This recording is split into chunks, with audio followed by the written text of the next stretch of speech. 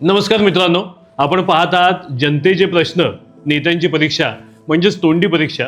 आणि आजचा आपला पॉडकास्ट अतिशय विशेष आहे, कारण आज आपल्यासोबत एक असं व्यक्तिमत्व आहे ज्यांना कोणताही राजकीय वारसा नाही, त्यांना कोणती घराणेशाही नाही, आणि असं असताना देखील ते आज महाराष्ट्र काँग्रेसचे प्रदेशाध्यक्ष आहेत आणि राज्यस्तरीय कबड्डीपटू म्हणून त्यांची ओळख होती. आत्ता आज सर्वसामान्य कार्यकर्त्यांसोबतच ते दिग्गज नेत्यांसोबत देखील संपर्कात असतात. आणि असे हे आपल्या सर्वांचे लाडके हर्षवर्धन सपकाळजी आज आपल्या पॉडकास्टमध्ये उपस्थित आहेत. नमस्कार सर, मी आपलं मनापासून स्वागत करतो.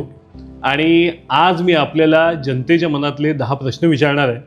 आपल्याकडनं अतिशय प्रामाणिक उत्तरांची अपेक्षा आहे अर्थातच, कारण आमचे प्रेक्षक आपल्या या प्रश्नोत्तरांवरती मार्क्स देणार आहेत.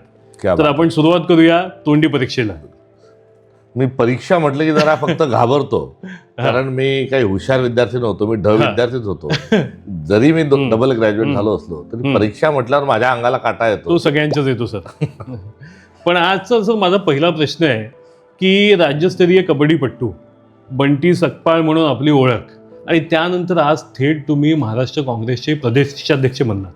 आता हा जो काही प्रवास आहे त्याला कुठलाही राजकीय वारसा नसताना आपण कसा नक्की केलात, आणि ह्या राजकीय प्रवासाची सुरुवात कुठून आणि कशी झाली ते ऐकायला आवडेल. मुळात बंटी आणि हर्षवर्धन याची जी सांगड घातली आपण, तर त्या अनुषंगाने सांगू इच्छितो की माझे वडील आमच्या तालुक्यातील हे पहिले ग्रॅज्युएट. ओके. आणि मुलगा ग्रॅज्युएट म्हणून आता मुलाचं लग्न करायचं म्हणून मुलगी पण शिकलेली असली पाहिजे असा योग साधत असताना माझे आई देखील हे देखील ग्रॅज्युएट होते. ओके. मात्र माझे आजोबा आणि आजी हे शुद्ध शेतकरी होते. मग एका कष्टकरी शेतकऱ्याचा मुलगा आणि त्यांचे आम्ही मुलं म्हणजे त्यांची नातू, आम्ही 3 भावंड. पहिलीचं नाव शर्मिष्ठा, दुसरीचं अर्चना आणि माझं हर्षवर्धन.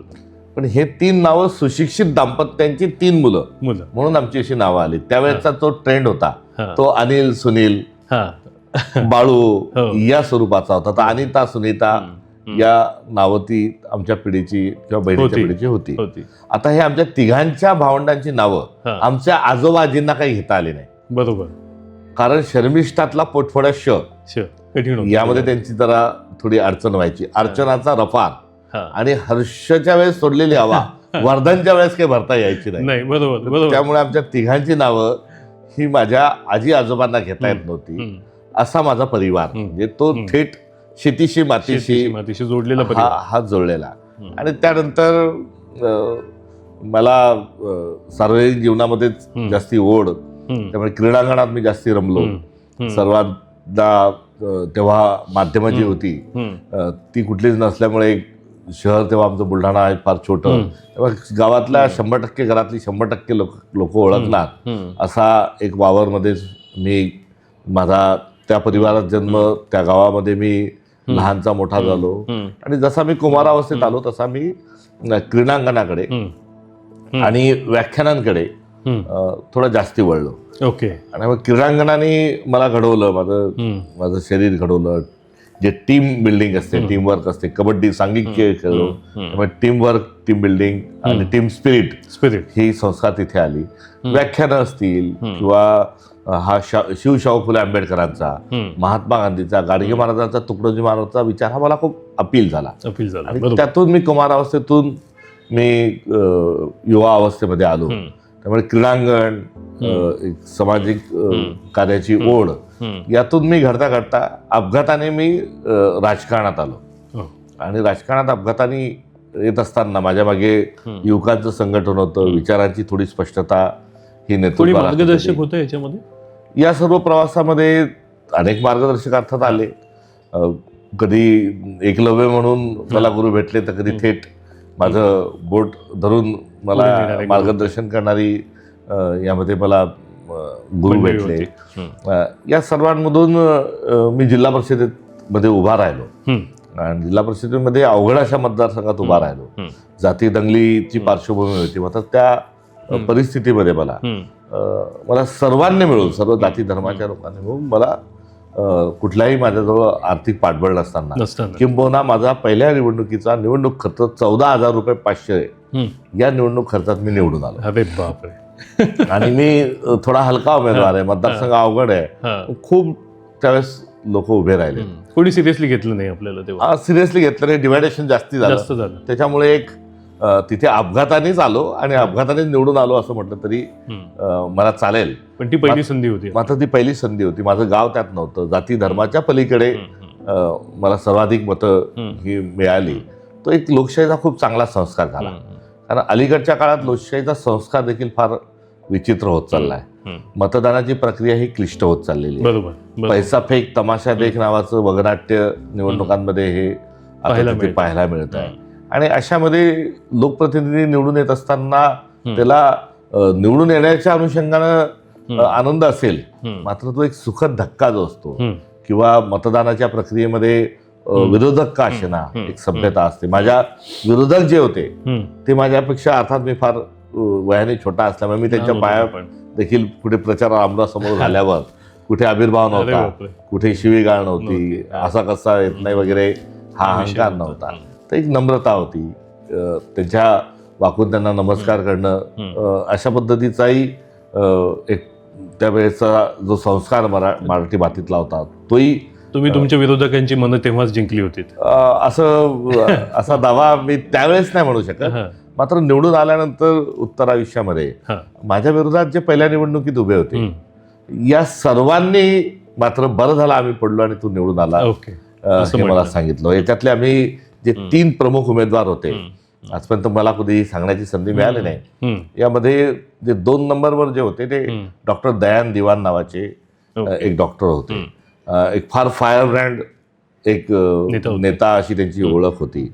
आणि ते जेव्हा रुग्णालयात भरती होते, अत्यावस्था होती, त्यावेळेस मी त्यांना भेटायला गेलो तेव्हा त्यांनी माझा हात धरून साश्रू त्यांनी मला आशीर्वाद दिले. त्यांनी ईश्वराचंही स्मरण केलं आणि सांगितलं की अच्छा हुआ कि मैं गिर गया और तू जीत के आया. तेरे जैसे आदमी की तेरे जैसे लड़की को गिरा के मैं जीत के आता तो ऊपर वाले को क्या मुंह दिखा. माझी पाठ ठोपटली त्यांच्या संपूर्ण परिवारावर. आणि असंच चांगलं काम करत एवढी मोठी शाबासकी त्यांनी दिली. त्यानंतर जे आहेत भारतीय जनता पक्षाचा एक परिवार आमच्या इथला आदरणीय कडुबा पाटील जे आहेत, हे एक भाजपमध्ये कार्यरत असणारं एक जुनं घर होतं. आता त्यांचा जो मुलगा आहे तो भारतीय जनता पक्षाचा तालुका अध्यक्ष होता, तो प्रमुख आमचा भाजपचा नेता आहे. ते त्यांची आणि माझी ते भाजपवर आणि मी काँग्रेसवर अशी होती. त्यांचं देखील आजचं विधान हे आहे की मी निवडून आलो असतो तर सदस्य झालो असतो, मात्र तू आपल्या पंचक्रोशीतला आपल्या भागातला आज राज्यस्तरावर गेला, दिल्लीपर्यंत गेला आणि मला अभिमान आहे. निवडून आल्याबद्दल मला आनंद आहे. हे असंही भारतीय जनता पक्षाचे जे विरोधक होते त्यांना आज तुमची स्तुती. आज आमचे राजकीय पक्ष वेगळे आहेत, परंतु मला त्यांच्याबद्दल निदांत आदर आहे आणि त्यांना देखील त्यांच्या परिवाराला देखील माझा अभिमान आहे. त्यांचा मुलगा आज भाजपचा पदाधिकारी आहे आणि ते भाजपचा पदाधिकारी असताना तेव्हा जेव्हा ते एखाद्या पदावर बसतात तेव्हा त्यांचं मी अभिनंदन करतो. जेव्हा कुठे एखादी निवडणूक जिंकतात तेव्हा मी त्यांचं अभिनंदन करतो. हा असणारा एक संस्कार देखील त्याच निवडणुकीच्या नंतर उत्तर आयुष्यात मला मिळाला. आणि तिसरे हरिदास पाटील जे होते त्यांनी देखील मी जिल्हा परिषद अध्यक्ष झाल्यानंतर आणि सगळ्या पुढे सगळा राजकीय माझा प्रवास बघत असताना त्यांनी सांगितलं की बरं झालं की आपण पडलो आणि तो निवडून आला. आज एक मोठं नेतृत्व त्या निमित्तानं आपल्या तालुक्याला मिळालं. त्यामुळे तिघांचा संदर्भ हा मला लोकशाही कशी असली पाहिजे हा जो संस्कार आहे निवडून आलेल्या माणसाला आताही माझ्या जीवनामध्ये ज्याही राजकीय घडामोडी झाल्या तर मी आवर्जून यांना आणि सर्व तत्सम लोकांना या पक्षाच्या पलीकडे जाऊन जो भेटतो, मी माझ्या विचारधारेवर पक्का आहे, ते त्यांच्या विचारधारेवर आहेत. शेवटी आमची असणारी ही वैचारिक ही लढाई आहे आणि आपले विचार घेऊन लोकांपर्यंत गेलं पाहिजे हे मूल्य मला त्या अनुषंगाने समजलं. आणि यामध्ये पैसा आला नाही, जात आली नाही, धर्म आला नाही, म्हणून मला असं वाटतं की तो संस्कार माझ्यावर झाला. माझा वैचारिक पिंड तयार होण्यामध्ये कुठेतरी ही पहिली निवडणूक महत्वाची होती. त्याच्या आधी माझा जो ठेवा होता तो संविधानिक मूल्यांचा होता, शिवशाहू फुले आंबेडकरांचा, गाडगे महाराजांचा, तुकडोजी महाराजांचा जो वारसा होता तो होता. मात्र त्याला आकार देण्याचं काम त्या निवडणुकीत. निवडणुकीत आणि तेव्हा मी बंटी सपकाळ होतो. नंतर जिल्हा परिषद अध्यक्ष त्याच तेव्हा तुम्ही दरम्यान- हर्षवर्धन सपकाळ झाला. जिल्हा परिषद अध्यक्ष झाल्यानंतर मी हर्षवर्धन सपकाळ झालो. सो याच्यावरूनच माझा पुढील प्रश्न आहे आपल्याला. जर मी जिल्हा परिषद अध्यक्ष झालो नसतो हा, तर मी तर हयात बंटी सपकाळ म्हणून ओळखलं ज्ञात गेलं राहिला असतं. असतो. मला कोणीही हर्षवर्धन म्हटलं म्हटलं नसतं. पण माझा याच्यावरूनच आपल्याला पुढचा प्रश्न आहे की 27 वर्षाच्या वयामध्ये आपण जिल्हा परिषद अध्यक्ष झालात एवढ्या कमी वयात, आणि त्यानंतर 2014ला पहिल्यांदा आमदार, 2019ला आपला पराभव झाला. आता ही जी काही राजकीय वाटचाल आहे ह्याच्याकडे आपण कशा पद्धतीने पाहता? हा अनुभव कसा आपल्यासाठी महत्वाचा होता?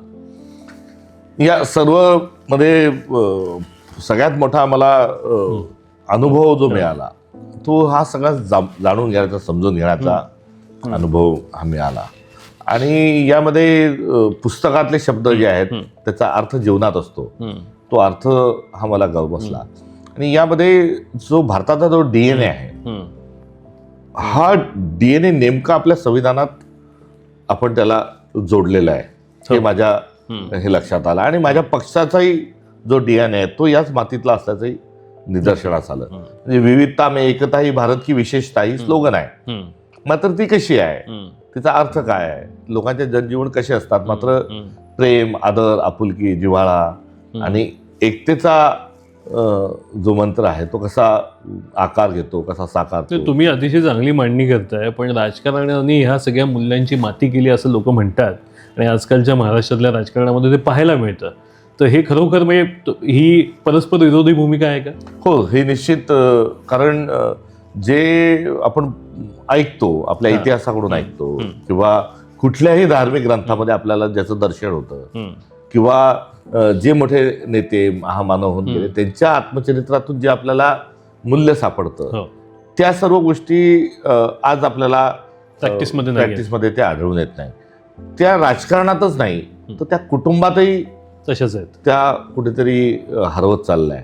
तेव्हा व्यक्तीनंतर कुटुंब, कुटुंबानंतर समूह, समूहानंतर समाज, समाजानंतर राष्ट्र, देश, या सर्वांमध्ये आज कुठेतरी या सर्व गोष्टींच्या ऐवजी पैसा जो आहे, म्हणजे बाप बडा ना भैया सबसे बडा रुपया, याला प्राधान्य दिलं जाते. हे आज आपण भौतिक गोष्टीकडे किंवा शॉर्ट टर्म ज्या गोष्टी आहेत, फास्ट फूड, एकमेव मूल्य हेच राहिले आता, हे राहिलंय.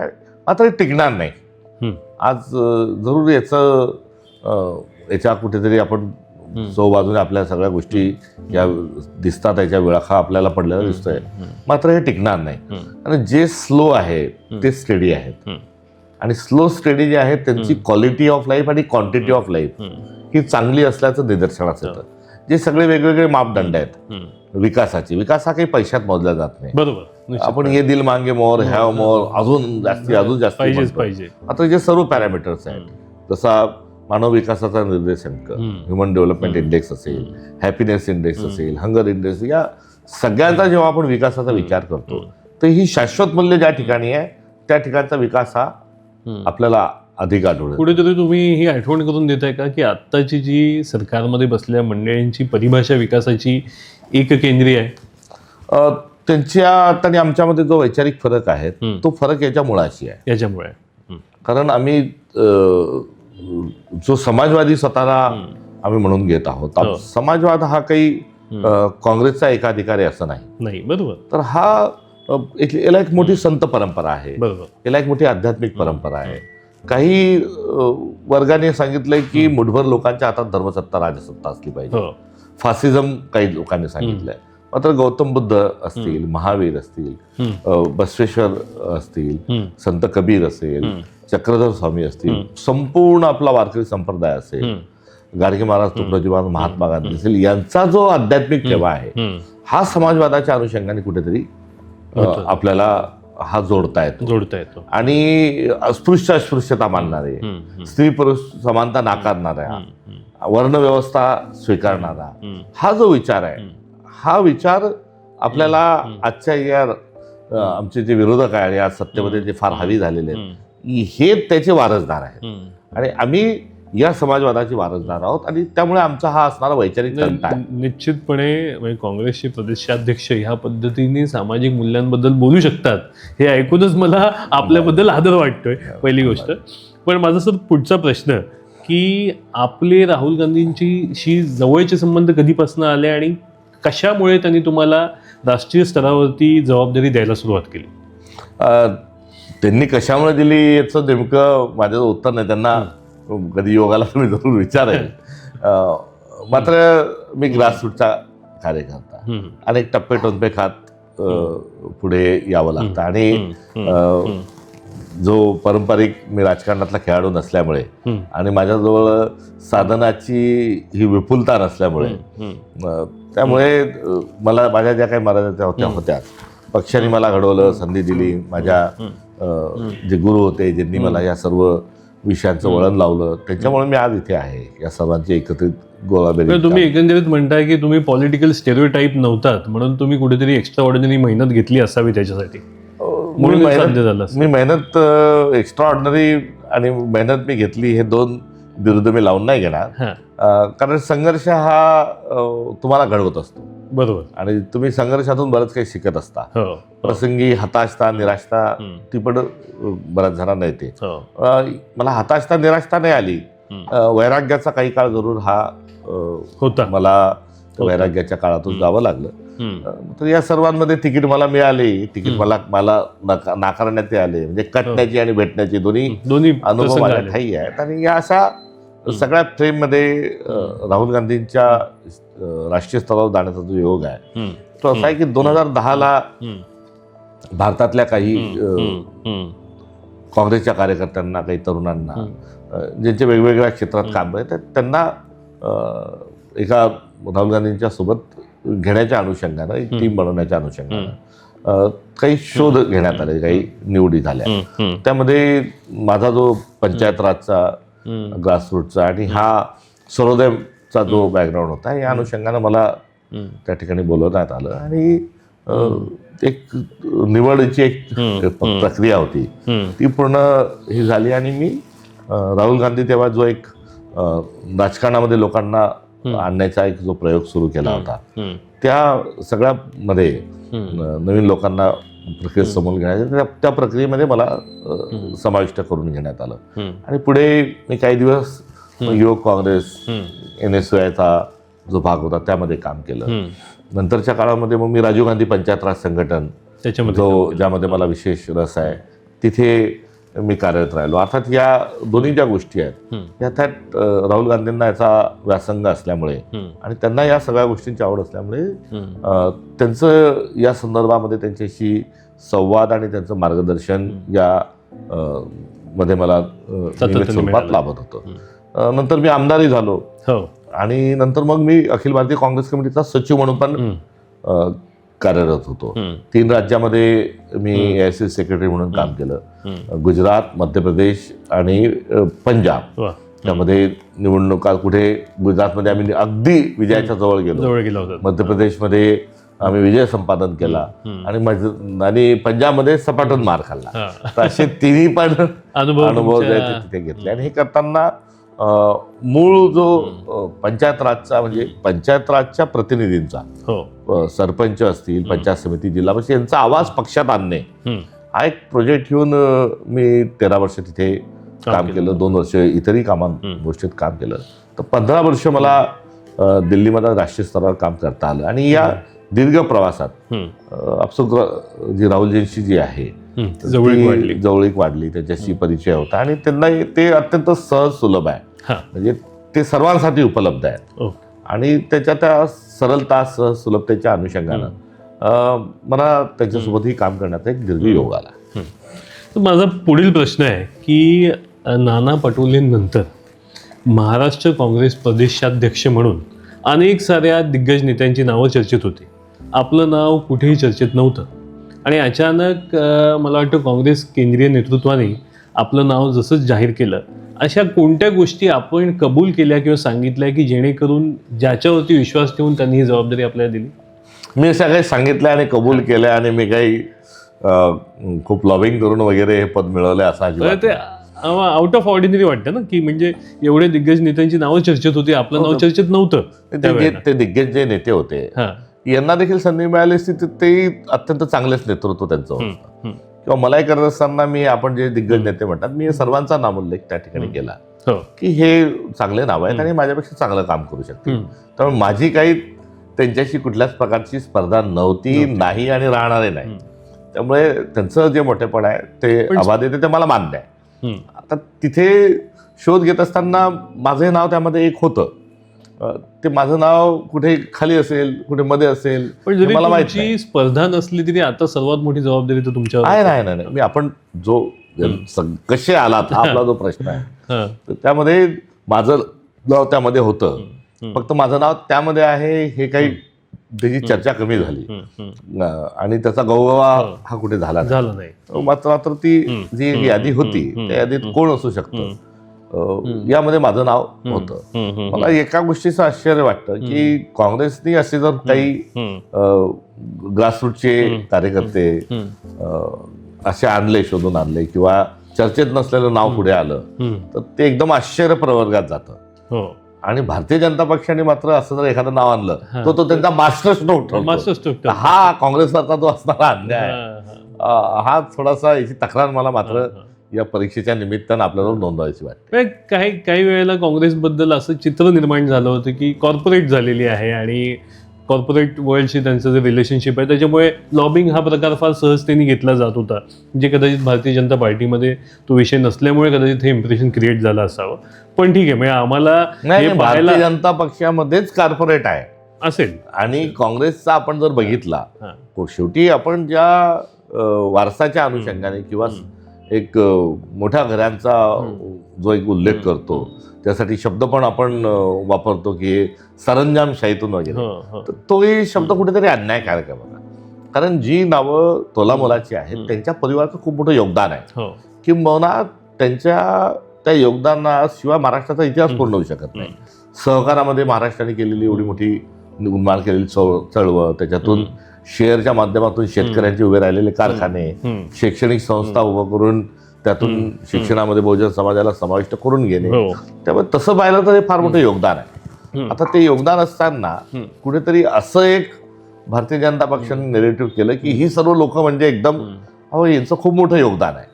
त्या योगदानालाही आपल्याला कुठेतरी कृतज्ञता त्या योगदानाबद्दल ठेवली पाहिजे. आता भारतीय जनता पक्ष निवड करत असताना भारतीय जनता पक्षामध्ये राष्ट्रीय स्तरावर अध्यक्ष नाही. आताही तो तथाकथित मास्टर स्ट्रोक म्हटला जातो, तो अध्यक्षाचा नाही, त्यांना कार्यकारी अध्यक्ष केलेले आहे. जे पी नड्डाजी जे त्यापूर्वीचे होते तेही अध्यक्ष नव्हते, तेही कार्यकारी अध्यक्ष होते. त्यामुळे त्यांना पक्षाचे अध्यक्षच ठेवायचे नाही. महाराष्ट्रामधले अध्यक्ष कोण, मुंबईचा कोण आणि महाराष्ट्राचा कोण याबद्दलही चर्चा नाही किंवा त्यांना अर्थ त्यांना नाही. कारण महाराष्ट्रातली सगळी सत्ता ही देवेंद्र फडणवीसांना हवी आहे आणि देशातली सगळी सत्ता जी आहे ती अमित शहा आणि नरेंद्र मोदींना पाहिजे. त्यामुळे ते नियुक्तीच करत नाहीत.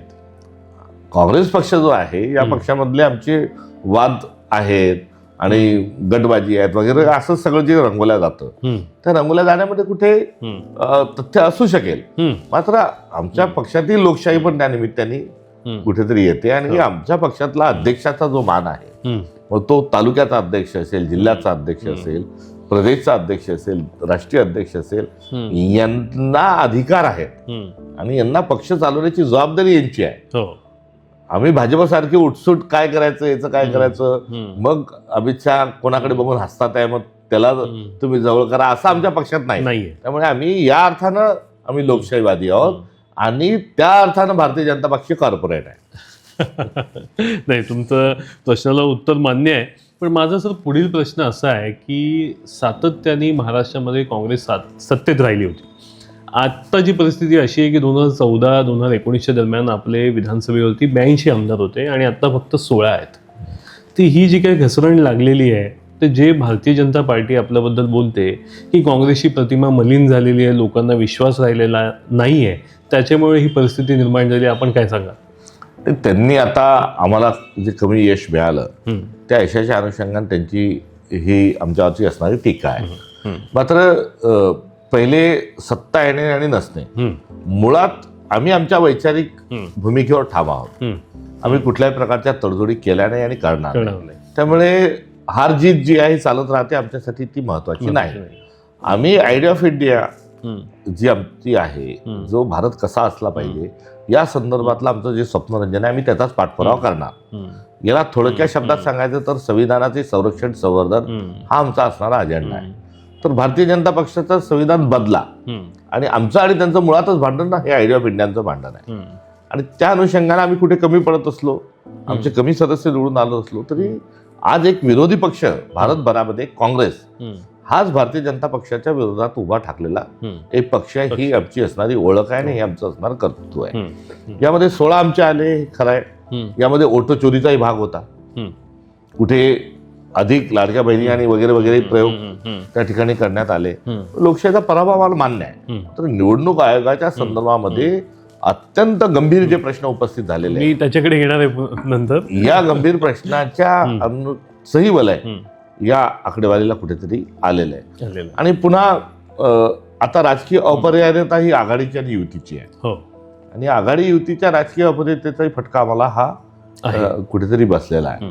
त्यामुळे आज मतदाना तुलनेने आमच्या सीट कमी निवडून आल्या असतील, मात्र आम्ही आमचा जो अजेंडा आहे तो पुढे रेटणार आहे आणि तोच पुढे घेऊन जाणार. मला पुढील प्रश्न विचारायचा आहे की आत्ता सध्या पक्षामध्ये जी अंतर्गत गटबाजी आहे, जे आपले दिग्गज नेते त्याच्यामध्ये समन्वयाचा अभाव दिसून येतो आणि नवीन कार्यकर्त्यांना नवीन संधीची अपेक्षा आहे. आपण सत्तेमध्ये नाही आहात.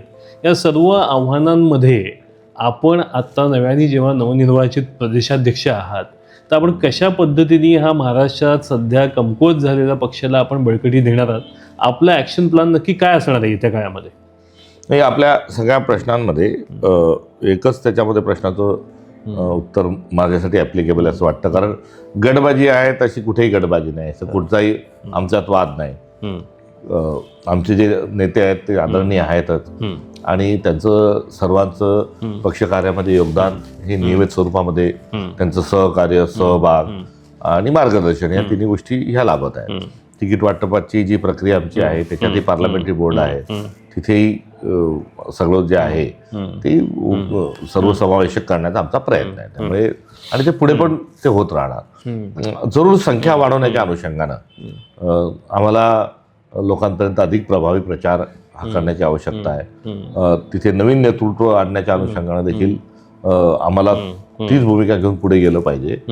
तर यासोबत वैचारिक लढाई लढणं आणि संघटना मजबूत करणं हे दोन आमचा अजेंडा राहणार आहे. त्यामुळे आम्ही आमची वैचारिक लढाई लढत जाऊ आणि संघटन मजबूत करत जाऊ. या दोन पायावर 2019ला 29ला सत्ता आमची येईल हा आमचा विश्वास आहे. ओके. मला पुढील प्रश्न विचारायचा आहे की तुम्ही आत्ता मगाशी इंटरव्ह्यूमध्ये पण म्हणालात आणि ह्याच्या पूर्वी पण म्हणालेला आहात की आघाडीच्या राजकारणाचा काँग्रेसला फायदा झालेला नाही. आता महाविकास आघाडीमध्ये राहण्याचा खरोखर फायदा झाला की नुकसान झालं? आणि महाविकास आघाडीमध्ये राष्ट्रीय पक्ष म्हणून काँग्रेस हा मोठा भाऊ म्हणून सांगितला जातो पण आजवर जाणवलेला नाही आहे. आपण याबद्दल काय सांगाल? संख्याबळ बघाल तर आमचं 2 वेळेस 2099ला मुख्यमंत्री विलासराव देशमुख साहेब झाले. 2000 त्यानंतर 4च्या निवडणुकीमध्येही काँग्रेस जी आहे त्यांचाच मुख्यमंत्री राहिला. 2004 आणि 2001 या सर्वांमध्ये आम्ही 1 नंबर राहिलो. महाविकास आघाडी ही 2019ला एका विशिष्ट राजकीय परिस्थितीत निर्माण झाली. तिला नंतर इंडिया अलायन्स मध्ये आम्ही तिला परावर्तित केलं आणि ही अपरिहार्यता आहे. त्यामुळे आमचा पक्ष मजबूत कमजोर झाला असं आम्हाला वाटतं. इतरही पक्ष असतील कदाचित त्यांची ती भावना असू शकेल. मात्र आज जो फासिझम जो वाढला आहे त्या विरोधात सर्वांनी एकत्र आलं पाहिजे. यामुळे ही अपरिहार्यता आणि ही तडजोड ही आम्हाला कुठेतरी स्वीकारावी लागेल. पण मी याचा पुढचा मार्ग जो आहे तो आघाडीच्या राजकारणामधनच असणार आहे. आज भारताच्या राजकीय पटलावर आपण जर बघितलं तर आघाडी ही अपरिहार्य असल्याचे दिसून येतं. बिहार निवडणुकीचा डिंडोरा भारतीय जनता पक्ष एवढं जिंकली दाखवतं. मुळात राष्ट्रीय स्वयंसेवक संघाची विचारधारा मान्य नसणारे वर्ग हा त्या ठिकाणी पक्ष मोठ्या प्रमाणावर निवडून आले. नितीश कुमार जे आहेत हे जयप्रकाश नारायणजींच्या पठडीतून तयार झालेले आहे आणि संघाची विचारसरणी ही त्यांना मान्य नाही, अर्थात भाजपची मूळ विचारसरणी, आणि त्यासोबतच इतर जे पक्ष मित्र पक्ष त्यांची त्यांनाही ती मान्य नाही. मात्र दाखवताना भारतीय जनता पक्ष म्हणजे संघ असं प्रदर्शन करतो, मात्र आघाडी करत असताना संघाची विचारसरणी मान्य नसणाऱ्या किंबहुना विरोधात असणाऱ्यांना त्यांना सोबत घ्यावं लागतं, आणि या स्वरूपात त्यांचे आकडे जे आहेत ते वाढलेले आहेत. सो म्हणजे तुम्ही म्हणताय की ती कदाचित नॅचरल अलायन्स नाही आहे, आणि तुम्ही जे करताय त्याला नॅचरल अलायन्स म्हणता येईल. आता म्हणजे मनसे महाविकास आघाडीचा भाग आहे नाहीये कल्पना नाही, पण मग याला नॅचरल अलायन्स म्हणता नाही. आम्ही नॅचरल अलायन्सच्या अनुषंगाने संविधानावर ज्यांचा विश्वास आहे आणि जो जात धर्म पंथ भाषा लिंग भूगोल यावर जो राजकारण करणार नाही तो आम्हाला समविचारी समजतो. त्यामुळे जो स्पृश्य अस्पृश्यता मानणार नाही, जो भाषेवरून वाद मानणार नाही, जो जातीची उतरंडी मानणार नाही, अर्थात संविधान मानेल, या सगळ्यांना आम्ही नॅचरल म्हणू. जे संविधानिक मूल्यांच्याच विरोधात ओरडत असतील त्यांना आम्ही नॅचरल म्हणू शकणार नाही. आणि महाविकास आघाडी जेव्हा स्थापन झाली तेव्हा शिवसेना आणि आम्ही हे काही एकमेकांशी पूरक पक्ष आहोत असं नाही, मात्र त्यावेळेची राजकीय परिस्थितीच्या अनुषंगानं आम्हाला एकत्र यावं लागलं. त्याआधी दिवंगत स्वर्गीय बाळासाहेब ठाकरे असतानाही काँग्रेस आणि त्यांचाही कुठे 77 मध्ये त्यांनी आणीबाणीला पाठिंबा दिला होता, तर महानगरपालिकेत कधी काळी त्यांचा पाठिंबा होता. पुढे प्रतिभाताई पाटलांना प्रणव मुखर्जींना राष्ट्रपती पदाकरता त्यांनी मदत केली होती. ही जरी दमेची काही उदाहरणं असली तरी एकत्र येत असताना आमचे विरोधही काही होते, आणि त्या अनुषंगाने आम्ही तिन्ही पक्ष एकत्र आलो. आमचा कॉमन मिनिमम प्रोग्राम ठरला. आम्ही त्यात कॉमन मिनिमम प्रोग्रामवर तिन्ही पक्षांच्या प्रमुखांनी सह्या केल्या आणि मग महाविकास आघाडी आमची आली. त्या पद्धतीने हे सगळं झालेलं आहे. मला एक प्रश्न विचारायचा आहे की देशभरामध्ये आपले नेते राहुल गांधी यांनी वोट चोरीच्या मुद्द्यावरनं राजकारण तापवलेलं आहे, आणि मध्यंतरी त्यांनी असं पण म्हटलं होतं की महाराष्ट्राच्या 2024च्या विधानसभा निवडणुकांमध्ये टर्नआउट फुगवण्यात आलेला होता, फेक वोटर्स बऱ्याच मोठ्या प्रमाणात होते. तर हे सगळं त्यांनी म्हटले, याचे खरोखर काही ठोस पुरावे आहेत का? हे फक्त ठोस पुरावेच आहेत, आणि हे त्या मतदारसंघामध्ये आम्ही ते जाहीर पण केलेले आहेत. म्हणजे ते नुसतं याच्यापूर्वी ट्रकभर पुरावे हा वाक्यात उपयोग होता, मात्र आम्ही ढिगभर आणि ट्रकभर पुरावे आपल्याला दाखवलेले आहे. त्यामुळे एकंदरीत लोकसभा आणि विधानसभा या 2 निवडणुकींच्या मध्ये एकूण 48 लाख मतदार वाढलेले आहेत.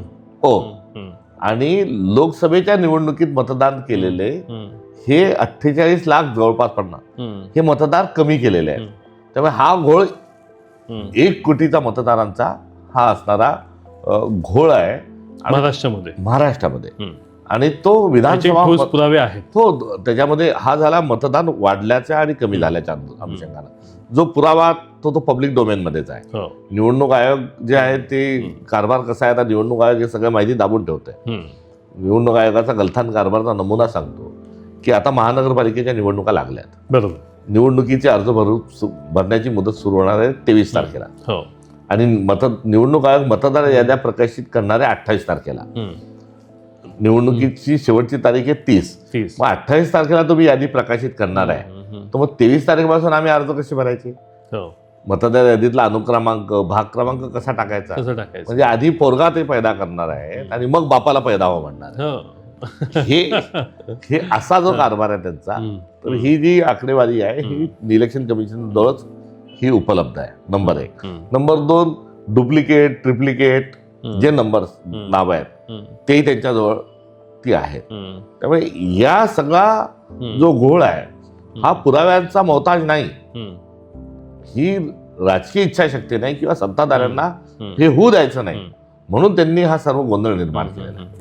नाही, मला ह्याच्यावरूनच एक प्रश्न विचारायचा आहे की राहुल गांधीजींनी सातत्याने इलेक्शन कमिशनवरती आरोप केलेले आहेत या सगळ्या मुद्द्यांवरती, पण भारतीय जनता पार्टीकडनं हे म्हटलं जातं की जिथे कुठेही काँग्रेस इलेक्शन हरते तिथे EVM वरती बोट ठेवते, पण ज्या ठिकाणी आपण जिंकता तिथे आपण त्याच्यावरती प्रश्न निर्माण करत नाही.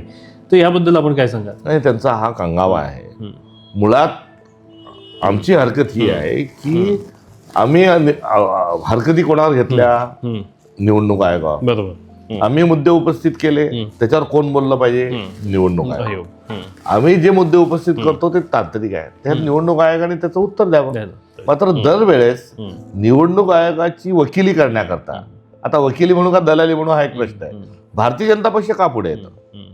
त्यामुळे जे प्रश्न आहेत ते सिरियस आहेत, त्या प्रश्नाचं उत्तर निवडणूक आयोगाने द्यावं. आणि ज्या ठिकाणी आम्ही जिंकलेलो आहोत त्यांना कुठेतरी, मी अलीकडच्या काळात देवेंद्रजींना गजनी म्हणतो कारण त्यांना त्या लक्षात राहत नाही.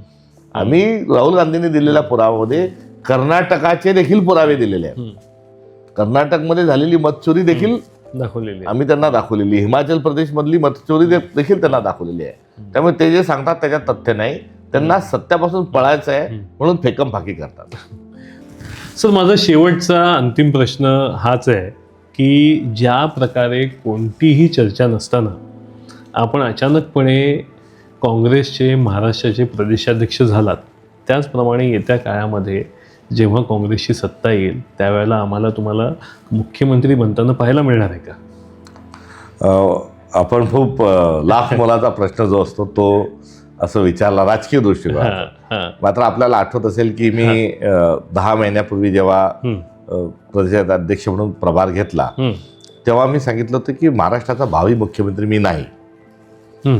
2029ला काँग्रेस पक्षाची सत्ता ही महाराष्ट्रामध्ये येणार आहे, मात्र मी मुख्यमंत्री असणार नाही. मी या ठिकाणी काम करायला जे आलो आहे ते संघटना बांधणी आणि वैचारिक लढाई लढण्याकरता मी आलेलो आहे.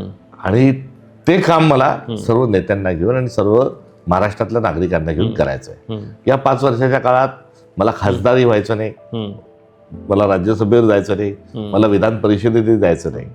ही भूमिका घेऊन मी या पदावर कार्यरत आहे. ही खुर्ची अशी आहे की हिला रात्रीच नाही, त्या खुर्चीवर बसल्यानंतर इथं दिवसा पण मुख्यमंत्री झाल्याचे स्वप्न ही पडतात. मात्र माझं जे स्वप्न आहे ते मुख्यमंत्री बनायचं नाही, तर संविधानाला अभिप्रेत भारत निर्माण करणं हे माझं स्वप्न आहे. आज राहुल गांधींसारखा नेता ज्या स्पिरिटने काम करतात आहेत ते स्पिरिट या देशातल्या संघटनेच्या सर्व कार्यकर्त्यांच्या ठायी असलं पाहिजे आणि हा संदेश प्रत्येक नागरिकापर्यंत पोहोचला पाहिजे. ही माझी मिशन आहे आणि त्या मिशन करता मी कार्यरत असणारा कार्यकर्ता आहे. मुख्यमंत्री पदाच्या खुर्चीकरता मी काम करत नाही. आणि हे सांगत असताना 2029ला मात्र काँग्रेसचा मुख्यमंत्री महाराष्ट्रात होईल हे या तोंडी परीक्षेच्या शेवटच्या उत्तराच्या निमित्तानं आपण अतिशय चांगलं आणि मार्मिक उत्तर दिलं. पण ही सगळी कामं तुम्ही मुख्यमंत्री बनून देखील करू शकता हे आम्हाला ठाऊक आहे. त्यामुळे जर संधी मिळाली तर तुम्ही मुख्यमंत्री बनायला काहीच हरकत नाही असं मी म्हणेन. आणि ती महत्वाकांक्षा जेवढ्या माझ्या नजरेच्या दूर राहील तेवढं मी चांगलं काम करू शकेन. बरोबर. नाही, आज आपण सर अतिशय मनसोक्त पद्धतीने या प्रत्येक माझ्या प्रश्नाला उत्तर दिलं, त्याच्याबद्दल आपले धन्यवाद. आणि म्हणजे मित्रांनो, मी हेच एवढंच सांगेन की आजचा पॉडकास्ट पाहिलात की तुम्हाला लक्षात येईल की राजकारणामध्ये वारसा असण्याची काही आवश्यकता नाही. मेहनत आणि जर तुम्ही एकनिष्ठ असाल, संयमशील असाल तर तुम्ही त्या खुर्चीपर्यंत म्हणणार नाही पण त्या स्थानापर्यंत निश्चितपणे पोहोचू शकता. त्याचं मूर्तिमंत उदाहरण आज आपल्यासोबत इथे आहेत. त्यामुळे जर तुम्हाला हा पॉडकास्ट आवडला असेल तर आपण निश्चितपणे याला लाईक आणि सबस्क्राईब करा. तसेच आपले प्रश्न आणि कॉमेंट्स ह्या पॉडकास्टच्या खाली लिहून पाठवा. धन्यवाद.